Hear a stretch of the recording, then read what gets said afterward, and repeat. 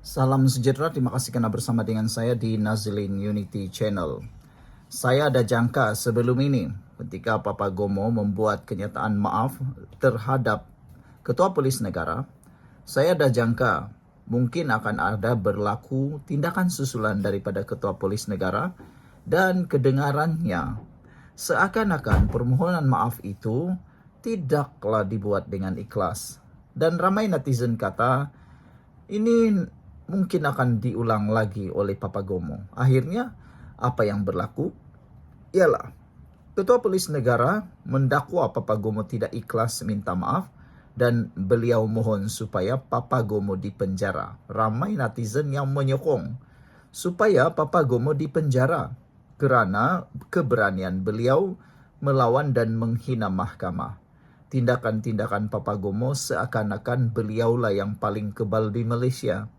Bayangkan sajalah, ramai orang yang meluat.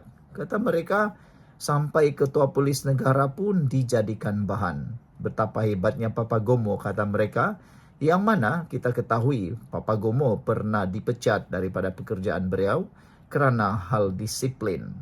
Hari ini, Papa Gomo sendiri melawan Ketua Polis Negara. Jadi, adalah ramai yang setuju kalau Papa Gomo diberikan pengajaran setimpal kerana tindakan beliau yang tak serik-serik menghina mahkamah supaya beliau dipenjarakan untuk menjadikan beliau betul-betul serik. Takut-takut nanti malam ini dia akan tiba-tiba buat permohonan maaf pula. Apa pula pendapat kamu? Adakah permohonan komital daripada Ketua Polis Negara perlu ditarik semula untuk memaafkan Papa Gomo? Kalau Papa Gomo nak minta maaf sekali lagi, sila tinggalkan komen anda. Adakah dengan ini Papa Gomo akan dipenjarakan selama 10-20 tahun? Itu pun satu persoalan yang sangat baik. Ketua Polis Negara Tan Sri Razaruddin Hussein memohon kebenaran daripada Mahkamah Tinggi pada hari Isnin supaya blogger kontroversi Papa Gomo dikenakan perintah komital dan dipenjara. Ramai yang mahu supaya Papa Gomo jangan dipenjara 1-2 hari. Tapi ramai yang mahu Papa Gomo dipenjara lama-lamalah sedikit, kata mereka, supaya pengajarannya cukup kuat untuk membuatkan Papa Gomo serik dan tidak mengulangi kesilapan beliau. Razaruddin Hussein, 62 tahun, Ketua Polis Negara membuat permohonan itu kerana mendakwa Papa Gomo atau nama sebenarnya Wan Muhammad Azri Wan Deris, 42 tahun, telah menghina mahkamah buat kali kedua.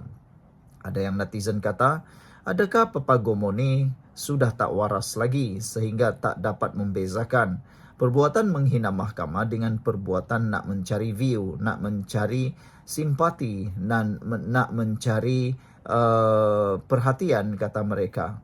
Kalau Papa Gomo nak menuai perhatian semata-mata, kata mereka, lebih baik Papa Gomo buat konten di tengah jalan raya teriak-teriak, dapatlah perhatian, kata mereka. Ini tidak dapatkan perhatian melalui menghina mahkamah, itu sesuatu yang sangatlah tidak bertamadun, kata mereka lagi.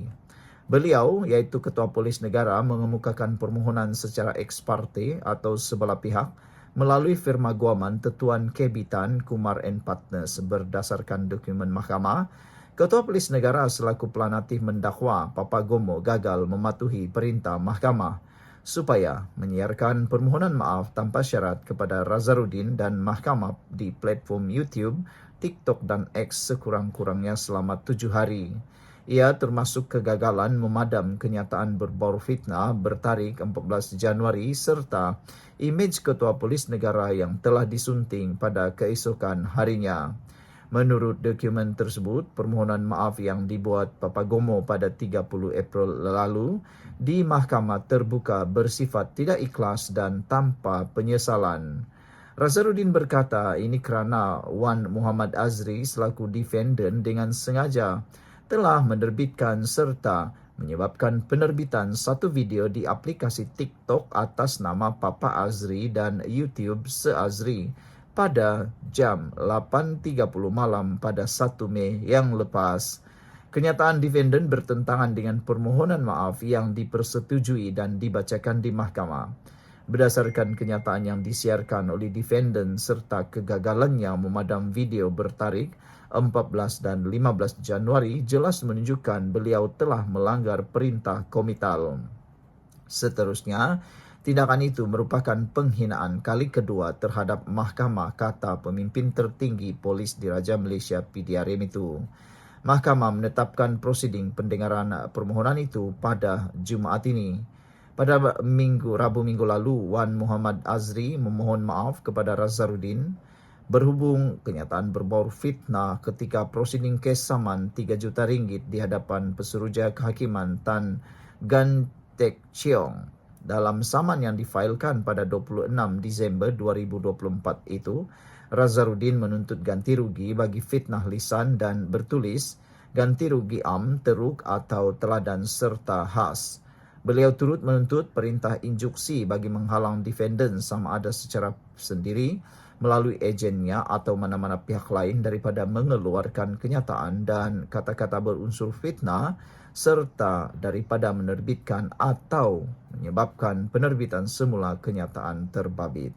Sekian dulu untuk kali ini. Jangan lupa tinggalkan komen anda, tekan butang subscribe. Bye-bye. Salam sejahtera, terima kasih karena bersama dengan saya di Nazilin Unity Channel.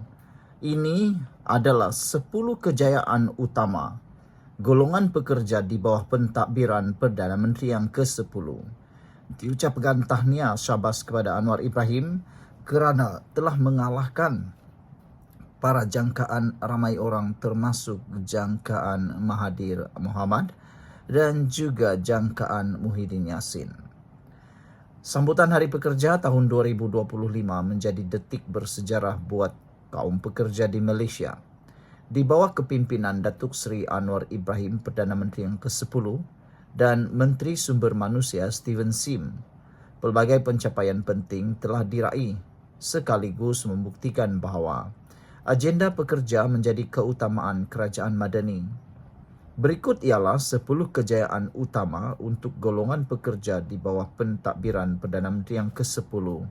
Sebelum kita teruskan ulasan dan juga pandangan ini, jangan lupa siapa ada masalah gout, kencing manis dan tinggi darah, cepat beli produk yang saya kongsikan ini kerana produknya bagus, murah, mujarab dan sudah ramai yang menggunakan dan mereka kata sangat baik.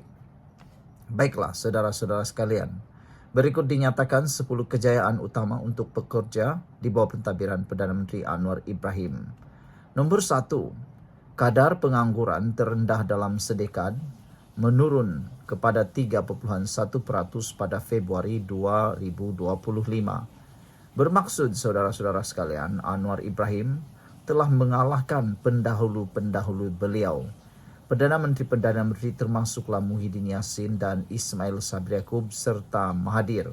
Dalam tempoh 10 tahun kebelakang ini, Anwar Ibrahim telah berjaya menurunkan kepada 3.1% pada Februari 2025. Jadi nampaknya macam mana sekalipun pembangkang bising dan bersuara, mereka tetap kalah oleh angka ini. Perkara kedua, kejayaan di bawah Anwar Ibrahim ialah lebih ramai rakyat pekerja. Jumlah tenaga kerja meningkat dari 16.91 juta pada tahun 2023 kepada 17.34 juta pada tahun 2024. Nombor 3, kadar penyertaan tenaga buruh meningkat. Kini mencecah 70.6%. Keempat, penyertaan tenaga buruh wanita melonjak, meningkat kepada 56.8%, mencerminkan lebih ramai wanita aktif dalam ekonomi. Kelima, penggunaan kemahiran lebih optimum, kadar guna tenaga tidak penuh menurun kepada 36%. Keenam, graduan TVET semakin laku keras. Kadar keboleh pasaran graduan mencapai 94%. Ketujuh, perlindungan sosial diperluas. Jumlah pencarum perkeso sektor formal mencecah 9.9 juta orang. Kelapan, pekerja sendiri kini dilindungi pencarum perkeso. Kalangan pekerja sendiri meningkat kepada 900,000 orang, naik daripada 700,000 kepada 200 pada tahun 2023. Kesembilan, suri rumah mendapat perlindungan sosial. Skim suri rumah kini melindungi 500,000 pencarum berbanding hanya 200,000 pada tahun 2023. Kesepuluh, upah penengah meningkat.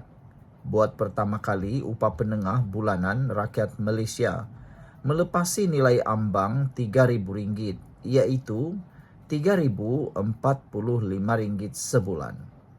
Namun, di sebalik pencapaian ini, Steven Sim tidak lupa pada nilai solidariti global. Dalam ucapannya semasa sempena sambutan Hari Pekerja 2025, beliau mengangkat suara pekerja Malaysia yang bersatu dengan rakyat Palestin.